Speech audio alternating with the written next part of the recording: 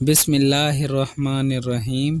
شروع اللہ کے نام سے جو بڑا مہربان نہایت رحم والا ہے۔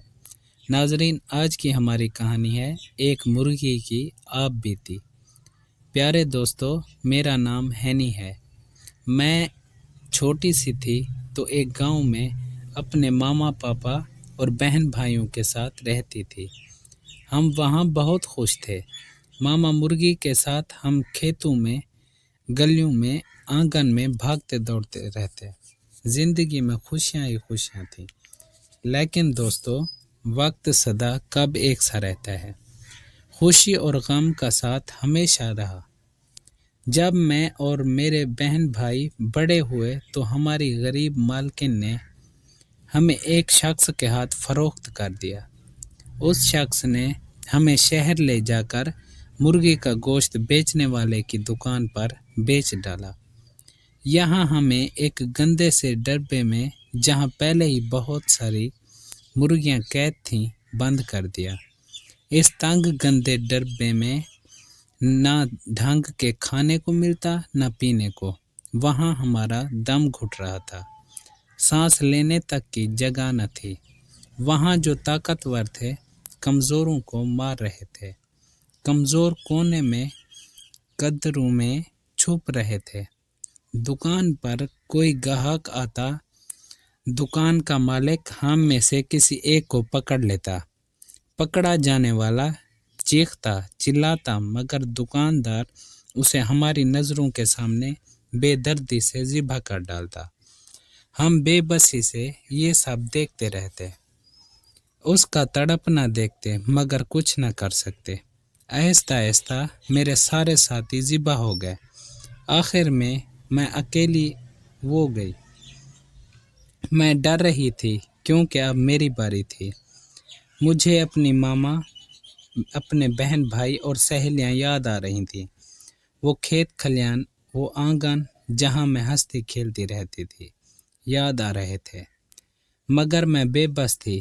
پھر دکان میں ایک گاہک داخل ہوا۔ وہ نظروں ہی نظروں میں مجھے تول رہا تھا۔ اس نے دکاندار سے کچھ کہا۔ دکاندار اٹھ کر میری طرف بڑھا۔ میں ڈر کر ایک کونے میں دبک گئی۔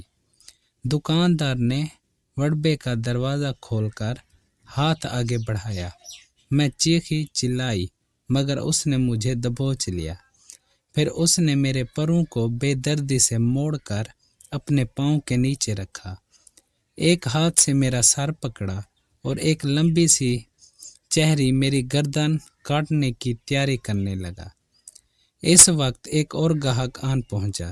دکاندار اس سے باتوں میں مصروف ہو گیا۔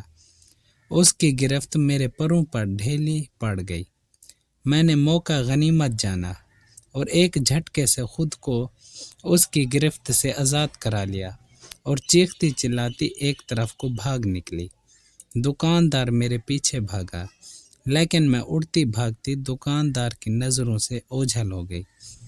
بھاگتے بھاگتے میں ایک پارک میں جا پہنچی اور جھاڑیوں میں خود کو چھپا لیا۔ میں کتنی ہی دیر وہاں چھپی رہی۔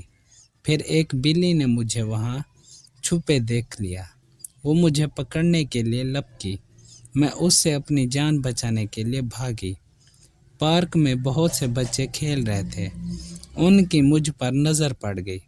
انہوں نے بلی کو بھگا دیا اور ایک بچہ مجھے پکڑ کر اپنے گھر لے گیا۔